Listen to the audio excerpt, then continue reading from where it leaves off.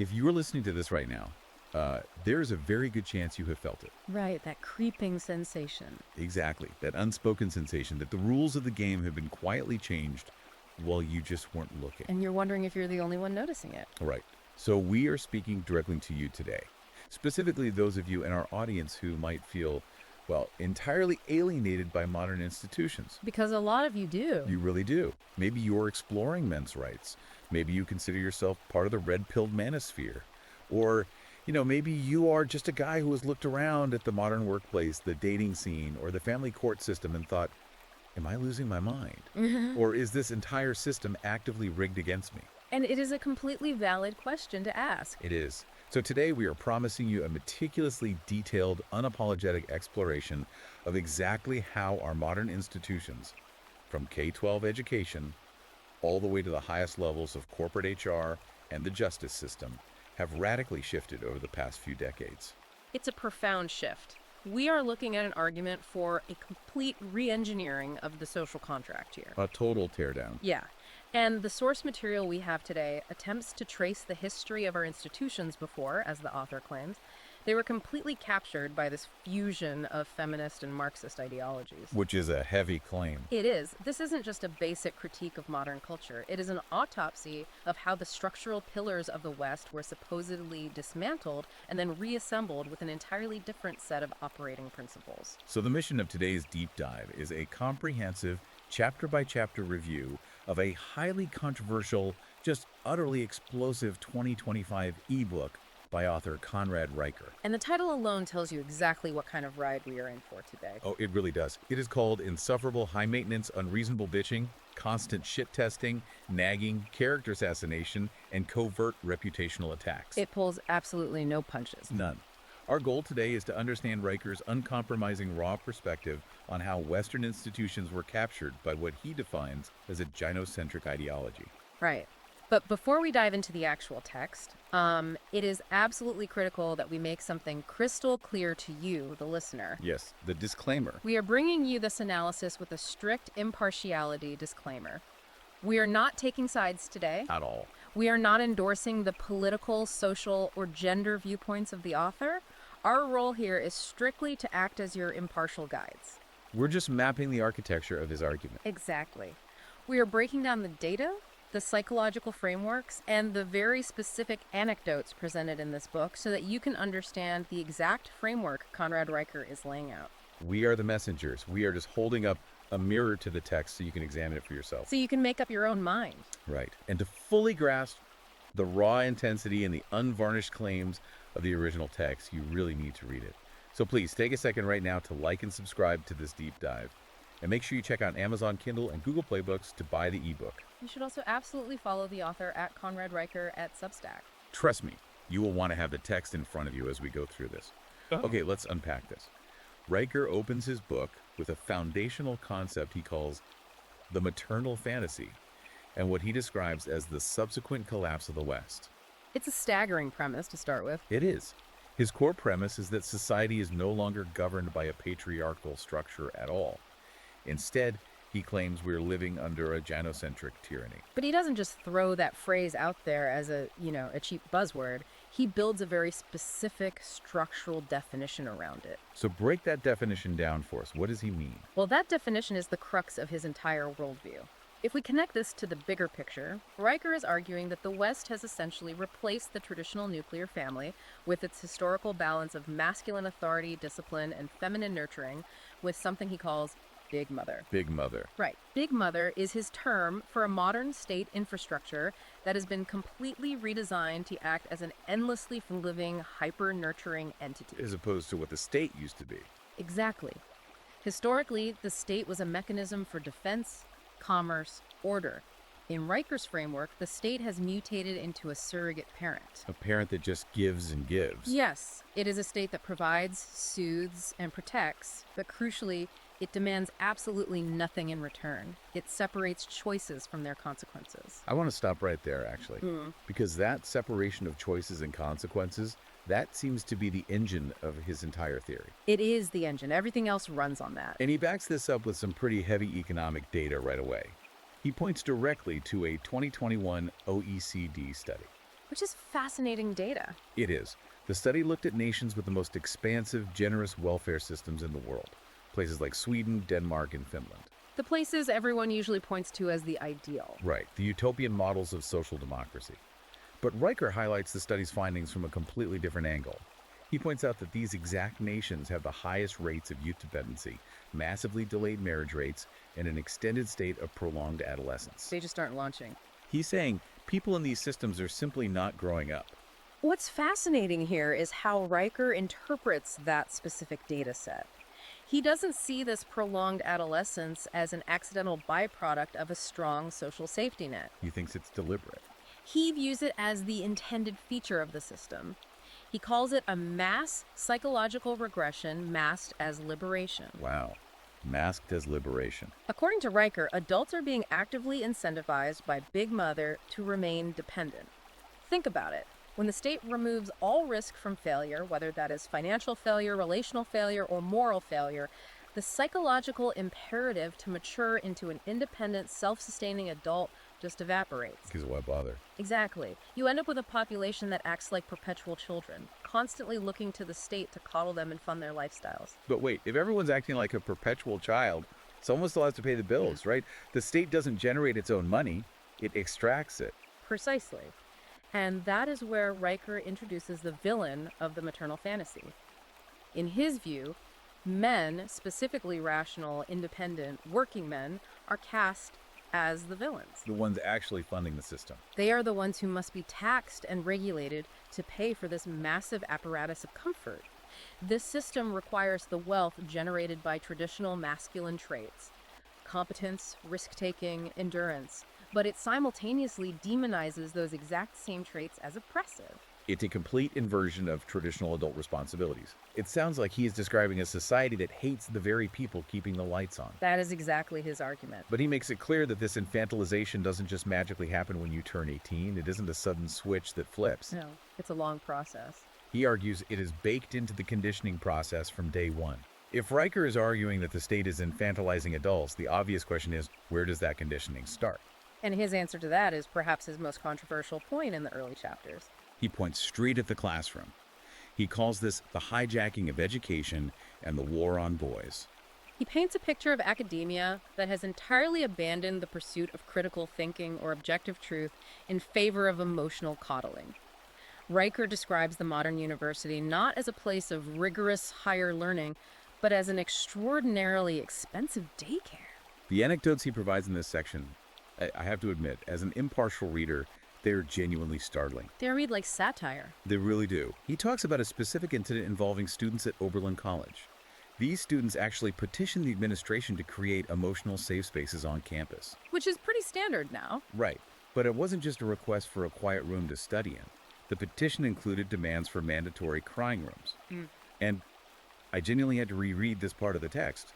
They requested trauma-trained goldfish. Trauma-trained goldfish. Trauma-trained goldfish. I can hear a listener right now asking, how exactly do you trauma-train a goldfish? What is the psychological leap happening here? It sounds absurd on its face, but Riker uses this exact absurdity to illustrate a deadly serious point. The focus isn't on the fish. The focus is on the psychology of the demand itself. Okay, break that down. He is arguing that the university system now caters exclusively to female emotional dysregulation. When a student demands a crying room and soothing pets to handle the basic stress of academic life, they are demanding that the environment conform to their internal emotional state. The world has to bend to them. Exactly. Riker points out that historically, education was about teaching the individual to master their emotions so they could navigate a harsh, objective reality. Now the model is flipped. The institution is expected to alter reality to soothe the individual's emotions. And when you elevate subjective feelings to the highest moral good, objective reality and traditional working class logic are not just ignored, they are actively punished. Which perfectly sets up the Smith College incident he details next. This one is incredibly revealing. It is. This is a story about a male janitor who was simply doing his job. He was cleaning a dorm hallway, doing the physical labor required to keep the institution running. The essential work. Right. But because a group of students were having what they called a vibe check meditation session nearby, they accused this working class guy of violating their emotional space. Just by cleaning. Just by cleaning the hallway. Now, logic would dictate that a janitor has a schedule and a job to do. But logic didn't win here. It never does in these examples. The administration didn't back the janitor. They issued a formal apology to the students. Riker points out the deep irony here. An elite institution apologized to wealthy young women who demanded complete silence, rather than defending the working class man whose livelihood was threatened by a completely irrational complaint. This is a crucial pivot point in Riker's argument. He is demonstrating that in the hierarchy of the new institutions, subjective female comfort outranks objective male utility. Utility loses to feelings. Every time. The janitor's utility cleaning the building was deemed less important than the student's temporary emotional state. And this ideological shift doesn't just manifest in policy, it manifests in the very language the institutions use. Right, the linguistics of it. Riker mentions a college in Vermont that undertook a systematic audit to remove the word man from all campus signs and documentation. Even basic words. Yes, freshman was changed to first-year people. Even the word manhole covers on the street were put under review because the inclusion of the syllable man was deemed inherently triggering and exclusionary. But isn't that just a debate about inclusive language? I mean, a lot of people might say, sure, it's a bit pedantic, but it's just colleges trying to be polite. A lot of people would say that. But Riker argues it goes much deeper than politeness. He views this as a deliberate, systematic erasure of masculinity from the public sphere. How so? When you pathologize the very word for a male human being, you are sending a subconscious signal that masculinity itself is a contaminant that needs to be scrubbed from the environment. That is a dark way to look at it. And if a listener thinks this is just contained to a few hyper-progressive, elite liberal arts colleges, Riker says, you are dead wrong. It goes way down the chain. He takes a very hard look at K-12 education, where the foundation is actually poured. He claims there is an active structural eradication of masculinity happening to boys before they even hit puberty. And he has the numbers for it. He pulls a massive statistic from the National Center for Education Statistics. 76% of all K-12 teachers are female. An overwhelming majority. Riker argues this demographic reality creates a default environment where natural biological boyish behavior is actively penalized because it just doesn't align with female behavioral norms. He breaks down the behavioral expectations in these classrooms. If a young boy naturally wants to lead a group, the system labels him bossy or domineering. Instead of a leader. Right. If he wants to compete, if he thrives on winning and losing, he's labeled aggressive or disruptive. Riker notes that entirely normal childhood games, like playing cops and robbers on the playground, are now routinely pathologized by school psychologists as pre-violent behavior. He brings up a wild example from a school in California. They actually banned touch football at recess. Touch football? Touch football. A classic rough and tumble game that boys have played for generations to blow off steam. And what do they replace it with? Mindfulness circles. Of course. The administrators explicitly stated they wanted to promote nurturing energy and eliminate environments that foster dominance or competition. But hold on, how does Riker connect a ban on touch football to an active eradication of masculinity? Isn't it possible the school just got tired of dealing with scraped knees and angry parents? A skeptic would absolutely make the argument about liability and scraped knees, but Riker argues that misses the forest for the trees. Because it's about more than the game. Exactly. Touch football isn't just about running around. It is an arena where boys learn crucial lessons about managed conflict, hierarchical competence, and fair play within a competitive framework. They're learning how to be men. By removing the physical competition and replacing it with a mindfulness circle, which is a sedentary, internally focused, cooperative exercise, the school is essentially forcing boys to communicate and socialize like girls. Riker asserts that you cannot teach a boy to be a healthy man by treating him like a defective girl. Treating him like a defective girl. That phrasing is intense. And it's not just physical play that's being altered, it's the academic curriculum itself. He goes after the math departments. He details another California school district that has been pushing to replace traditional algebra with something called ethnomathematics. Right. This is a framework that suggests objective mathematics might inherently uphold oppressive power structures and teaches kids that an equation like 2 plus 2 can equal 5 if that conclusion feels right to their lived experience. I read that and thought, this is literally out of George Orwell's 1984. That is exactly the parallel Riker is drawing. When you teach a child that objective mathematical reality is subordinate to their personal feelings, you're completely severing their connection to logic. So what does this all mean for the boys trapped in this system?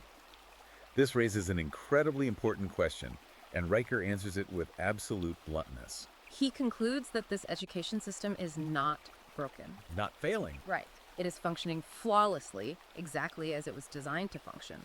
Its sole purpose is to produce compliant, emotionally stunted males who are conditioned from kindergarten to apologize for their very existence. And the real-world consequence of this conditioning. Riker cites a reported 18% rise in male dropout rates over just a 2-year period. 18% is a massive jump. Boys aren't just struggling, they are simply checking out. They're looking at a system that views their basic biological nature, their energy, their competitiveness, their need for objective truth, as a disease to be cured, and they are just walking away. It's a bleak picture of the classroom. But Riker doesn't stop there. Because those boys who do manage to survive the K-12 system and the university daycare, they eventually have to graduate. They have to get jobs. They enter the corporate world.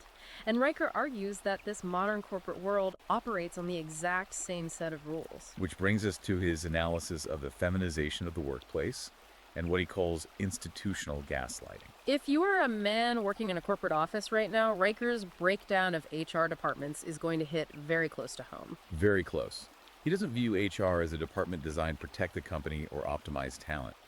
He refers to modern HR departments as kangaroo courts. To build this argument, Riker claims to have reviewed dozens of contemporary Fortune 500 HR manuals.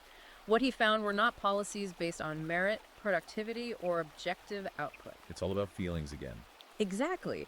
He found policies dominated by subjective metrics. He highlights the rise of things like empathy audits and inclusion metrics. These are tools, he argues, that can be weaponized at will by anyone with a grievance, specifically because they rely entirely on subjective feelings rather than objective, provable facts. Let me give you the example he uses because it is mind-bending. He talks about a man who was formally flagged by his company's HR department for having low vibe alignment. Low vibe alignment. What did this guy do? Did he scream at a coworker? Did he steal? No. He wore a suit and tie to the office, while his coworkers wore hoodies and jeans. He just dressed up. His professional attire, literally dressing up for work, was officially deemed intimidating to the rest of the team. He was penalized for his clothing because it made someone else feel inadequate. And this weaponization of feelings reaches an extreme in a 2023 incident. Riker details from Austin, Texas. This one is hard to believe, but it's there. A female employee actually called the police on her male coworker. What was his crime? He was sitting at his desk, silently drinking his coffee. Silent. No words were exchanged. He didn't make a gesture. But she told HR and the police that his silence made her feel unsafe. Riker uses this to highlight the absolute unchecked power of that specific phrase, feeling unsafe. I really want us to pause and look at the mechanics of that phrase because we hear it all the time now. I feel unsafe. How did a feeling become grounds for police intervention against a silent man drinking coffee? What's fascinating here is how Riker frames the evolution of this concept. In the past, safety referred to physical safety. Was there a physical threat of violence? An actual actionable threat. But the definition has experienced massive scope creep. Riker is showing how subjective emotional discomfort has been elevated to the level of an objective, legally actionable truth in the corporate world. The feeling is the reality. If a woman simply states that she feels unsafe, the man is immediately classified as a physical threat, regardless of his actual actions or the lack of evidence. The feeling itself is treated as the evidence. And Riker argues this completely silences male rationality. You can't argue with it. A man cannot defend himself against a subjective feeling. You cannot use a spreadsheet or a video recording to prove you didn't make someone feel a certain way internally. Which brings us to what Riker calls the tyranny of tone policing. Tone policing. It no longer matters what a man says. What matters is how a woman decides to interpret his tone. He tells the story of a Google engineer named Mark. Mark is in a diversity meeting, and the conversation is getting heated and derailed. Mark chimes in and suggests that the team should focus on the data, not the drama. A completely standard business phrase. To any traditional business mind, that is standard objective problem solving. Let's look at the numbers. But HR hit Mark with formal complaints that his request to look at the data was dismissive of lived experience. And we need to emphasize the stakes here. These aren't just slaps on the wrist or awkward meetings. People's entire livelihoods are being destroyed over this. Careers are ending. Raker details the story of a Canadian school teacher who had been working in the district for 17 years.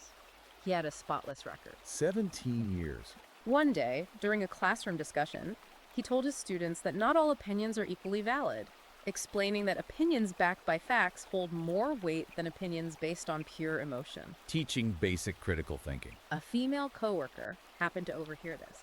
She filed a formal complaint, claiming his words made her, you guessed it, feel unsafe. And this teacher, after 17 years of service, was terminated. He was fired for promoting basic critical thinking. Exactly. Riker's argument is that in the feminized workplace, objective truth is viewed as an act of hostility if it contradicts a protected emotional state. As terrifying as that is for anyone trying to build a career, Riker argues that if you think the workplace is a kangaroo court, you haven't seen anything yet. The corporate world is just a warm-up act. It gets worse. Riker claims that the ultimate expression of this gynocentric tyranny is found in the legal system itself. And that brings us to his absolutely brutal dissection of family court. He goes after family court hard. According to Riker, the family court system has resulted in the total systemic eradication of fatherhood. He does not hold back an ounce of vitriol here. Riker refuses to refer to the family court system as an arbiter of justice.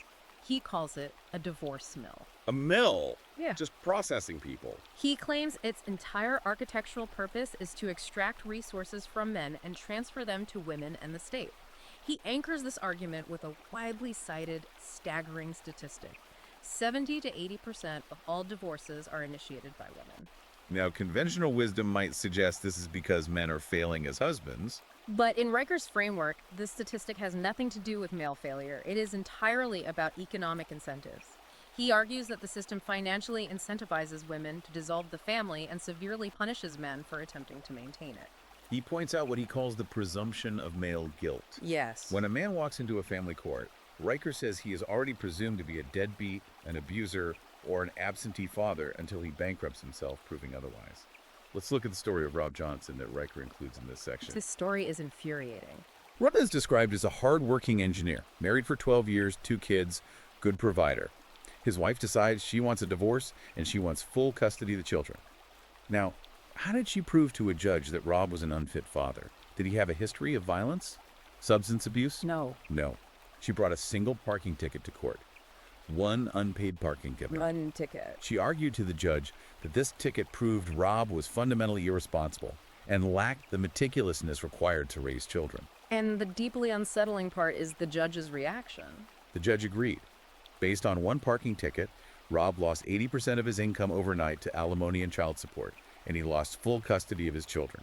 He was reduced to an every other weekend visitor in his own kids' lives. Riker uses Rob's story to illustrate the impossibly low bar required to strip a man of his paternal rights.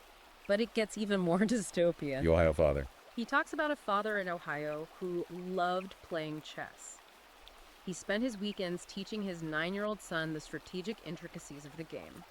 The mother, however, decided this activity was too intense and militant. Militant, because it's chess. She petitioned the court, and the court actually agreed with her, recommending supervised visitation because teaching chess was deemed too aggressive. That's completely insane. When the father stood before the judge and cited his constitutional rights and his right to free speech in raising his son, the court labeled him resistant and high conflict. They permanently stripped him of his unsupervised time. Let's unpack the logic of that court ruling. Because he used his legal rights to defend himself. Riker's point is that the family court system demands total, unquestioning appeasement. If a man stands up for his rights, if he uses legal logic to defend his position, that very act of defending himself is weaponized by the court as proof that he is dangerous and uncooperative. The system requires male submission. It is absolutely brutal. Riker categorizes this entire legal apparatus as financial parasitism and a state-sponsored Ponzi scheme. Heavy labels. And he brings in hard economic data to back up these aggressive labels. He cites a 2021 study from the National Bureau of Economic Research, the NBER. The child support study. The study looked at child support enforcement mechanisms across various states. It found that for every 10% increase in state child support enforcement, actual father involvement with their children drops by 7.2%. Which is counterintuitive to what the state claims they're trying to do. Right. Now, I really want to dive into the economics of this because Riker says this isn't just a correlation, it's a direct causation. How exactly does tightening the financial screws force a father out of his child's life? We have to look at the mechanisms of enforcement the state uses here. When child support is increased to punitive levels, often based on a man's presumed earning potential, rather than his actual current salarymen who fall behind face draconian consequences. Presumed earning potential, that's a huge detail. Exactly. The state will garnish their wages to the point where they cannot afford their own rent. The state will suspend their driver's licenses, meaning they literally cannot drive to work to earn the money they owe, nor can they drive to pick up their kids for visitation. They revoke passports. They will even incarcerate men for civil debt. Riker argues that under this crushing pressure, men are forced into the underground economy just to survive, or they are forced into such extreme poverty that they can no longer afford the gas or the legal fees required to see their children. The harder the state squeezes, the faster the father is structurally exiled. And Riker aggressively contrasts the penalized, exiled father with what he calls the monetized mother. He brings up an incredibly provocative anecdote about a woman in Memphis, Lakeisha Williams. The numbers here are just wild. Lakeisha earns $18,000 a year working a part-time job. But watch the math here. But by navigating the state welfare and child support systems, she receives over $50,000 annually in tax-free benefits, housing subsidies, food stamps, state-funded childcare, and direct cash transfers. Meanwhile, her total tax contribution to the system is $1,200. Riker uses this, what he bluntly calls a baby factory anecdote, to argue that the state has literally replaced the husband. Big Mother has stepped in as the primary provider, turning biological fathers into nothing more than heavily taxed sperm donors, whose only utility is funding the state that replaced them. And the extortion within the courts to maintain this flow of capital is staggering. Riker details a case of a Minnesota father who spent years fighting simply for 50-50 equal custody. Just to see his kids equally. During the proceedings, the court forced this man to pay $60,000 for 200 hours of emotional distress counseling for his ex-wife. The court mandated he pay a therapist $300 an hour to help his ex-wife cope with the stress of the divorce she initiated. And the kicker to this story, the part that makes you want to pull your hair out. The therapy never actually occurred. The ex-wife never went. She never even went. It was just a line item. A financial penalty approved by the court simply because she stated she needed support. The money was extracted from the father, transferred to the mother, and the court considered the matter closed. I want you, the listener, to just pause for a second. Let this information settle. Try to imagine the sheer psychological toll of living in a system like this. It's crushing. Imagine being a man who works 50 hours a week and realizing that your role as a father, your very presence in your children's lives, is treated as entirely optional and completely disposable by the state, right up until the bill comes due. Meanwhile, the role of the mother is unconditionally monetized, fiercely protected, and subsidized by your labor. It is a recipe for complete societal disillusionment. It leads to a profound, paralyzing sense of alienation for millions of men. And Riker argues that this alienation isn't just a side effect, it is actively celebrated and reinforced by our broader culture. The institutions extract the wealth, and the media provides the psychological cover. Which transitions us perfectly into how this is normalized in the public consciousness. Riker dives into media demonization, princess culture, and what he provocatively terms the abortion industrial complex. If the courts are the executioner, the media is the propaganda arm. Precisely. Riker talks about the complete systemic erasure of the competent father from popular culture. All you have to do is look at your TV screens. Riker presents an analysis showing that from 2010 to 2023, 98% of all sitcom dads are portrayed as bumbling, clueless, emotionally stunted idiots who are constantly being saved from their own incompetence by their vastly smarter, eye-rolling wives. It is the Homer Simpson effect, but it has completely metastasized. Right. Homer Simpson was originally a parody of a specific type of blue-collar worker in the 1990s. But Riker argues that over the last decade, this archetype has been universally applied to almost every male lead across all demographics. Men are portrayed as oversized children who need managing. And what happens when the show tries to buck that trend? And get shut down. Riker points out that shows like Last Man Standing, which starred Tim Allen and actually featured a highly competent, problem-solving, authoritative father figure, were abruptly canceled by networks. And they weren't canceled because of low ratings. Last Man Standing was pulling in massive numbers. Riker claims they are canceled simply because they challenge the required cultural narrative. Riker backs this up with industry data. He cites anonymous surveys conducted with female television editors and showrunners. What did the surveys say? These industry professionals freely admit to actively cutting scenes in post-production where male characters show intelligence, stoicism, or competence. Why would they cut good character development? Because, according to their focus group data, competent men don't test well with female audiences. Riker is stating that the media is not reflecting reality. It is actively constructing a false reality where men are inherently unfit and entirely unnecessary to the functioning of the family. But the cultural critique goes to an even darker place. Much darker. He moves from the devaluation of fathers to the devaluation of life and responsibility itself. He shares an anecdote that is, frankly, very hard to listen to. He references an interview from a mainstream media outlet featuring a 29-year-old woman in Miami. This part of the book is tough to read. She was openly discussing her reproductive choices and casually mentioned having 6 abortions in 4 years. While sipping a mimosa during the interview, she told the reporter that she simply wasn't ready to give up her Fire Festival vibes. Fire Festival vibes. When asked about the prospect of motherhood, she described having kids as emotional glamping, temporary and messy. If we connect this shocking anecdote to the bigger picture, Riker is using this extreme example to illustrate the ultimate nihilistic endgame of the maternal fantasy. Break that down. He is arguing that the prevailing ideology demands total, absolute freedom from any biological or moral consequence. It demands the ultimate power, the power over life and death without an ounce of duty.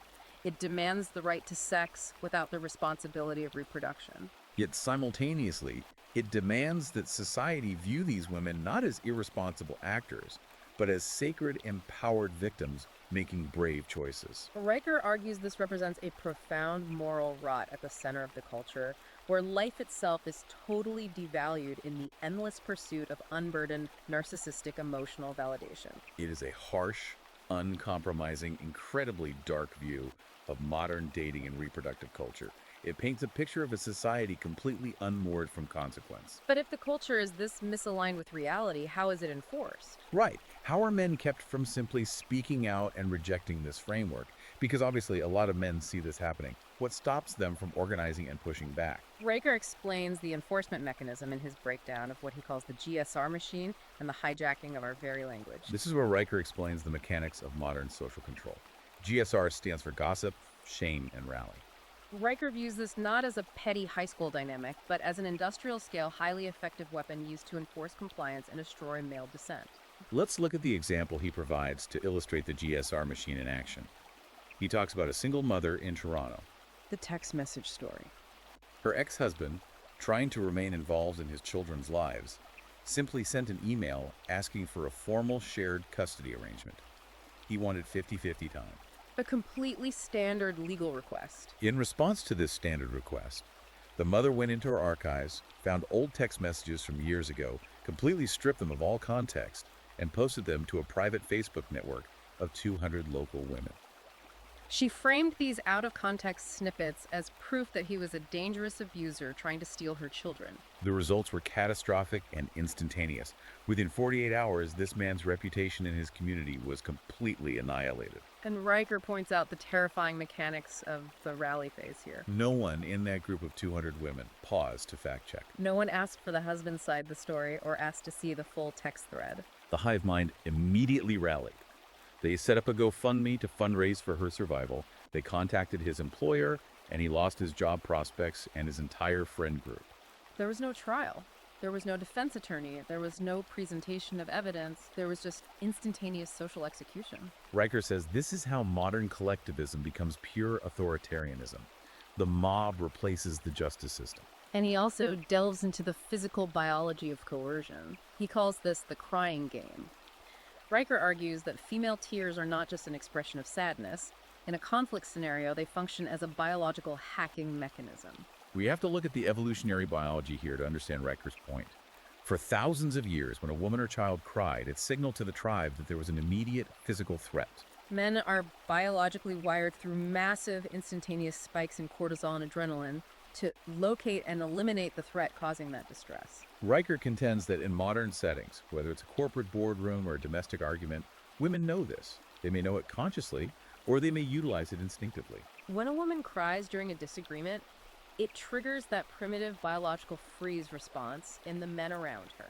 So, if a man is in a boardroom and he is critically analyzing a woman's spreadsheet because the math is wrong and she starts crying, Exactly.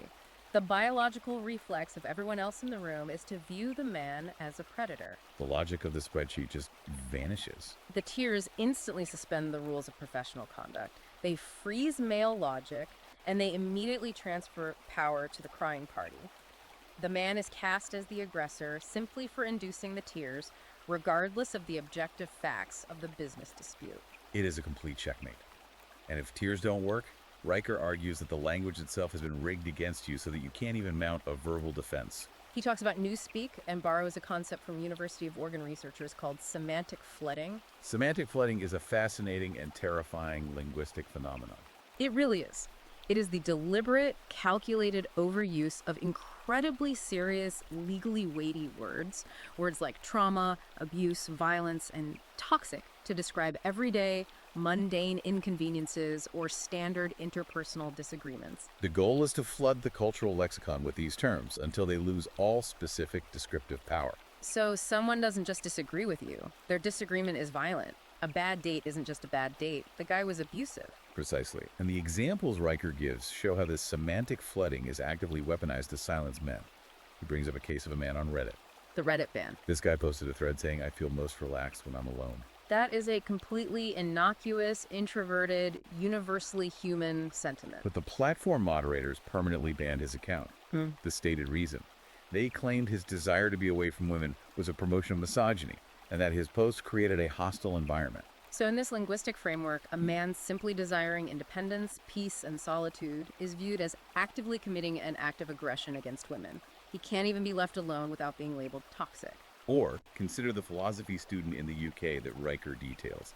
This student was formally disciplined by his university for homophobia. What was his homophobic act?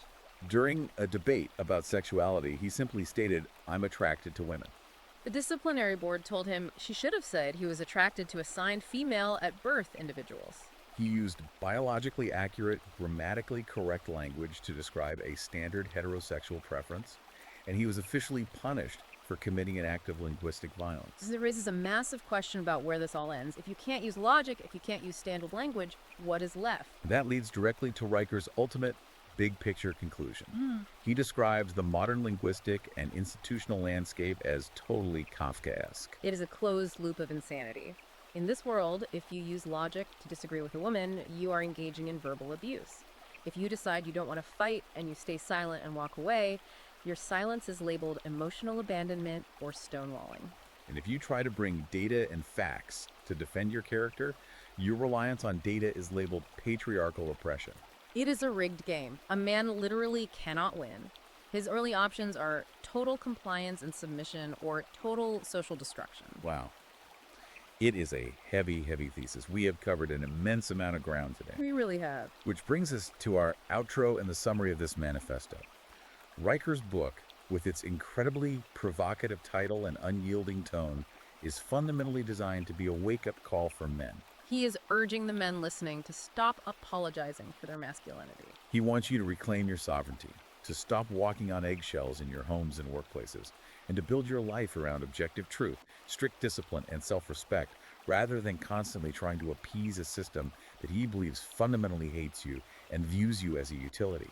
And as we wrap up this intense exploration, we must once again remind you, our listener, this deep dive has been a strictly objective exploration of Conrad Riker's claims, his data, and his texts. We are holding up a mirror to his arguments. We have broken down his logic and his examples so you can understand the architecture of his worldview. This analysis is not an endorsement of his political or social viewpoints by us, the hosts. We are not taking sides. We are here to ensure you understand the explosive material he has presented. Exactly. We lay out the pieces of the puzzle. It is entirely up to you to put them together. But we do want to leave you with one final, lingering, provocative thought to mull over on your own. A question that builds directly on the implications of Riker's text, but forces us to look forward. And it's a big one. If, as Riker so aggressively argues, the very language and institutions we use to negotiate our shared reality have been fundamentally altered to favor emotional subjectivity over objective logic, How does a society peacefully resolve its deepest, most existential conflicts when both sides can't even agree on the basic definition of a fact? It is a phenomenal question. It strikes at the very heart of whether a cohesive, functioning society can actually survive this level of institutional and linguistic capture without fracturing completely. It's something you really need to think about. Thank you for joining us on this intense, incredibly deep journey today. Please do us a massive favor. Take a second to like and subscribe to the show so we can keep bringing you these deep dives into the most controversial texts out there. And seriously, do not just take our word for it. You need to read this text for yourself to fully grasp the raw scope and detail of what we just discussed. Go to Amazon Kindle and Google Play Books right now to buy the ebook. Read the unvarnished text. And don't forget to follow the author at Conrad Eirecker at Substack for his ongoing commentary. Until next time, keep your eyes open, question the narratives, and keep digging deep.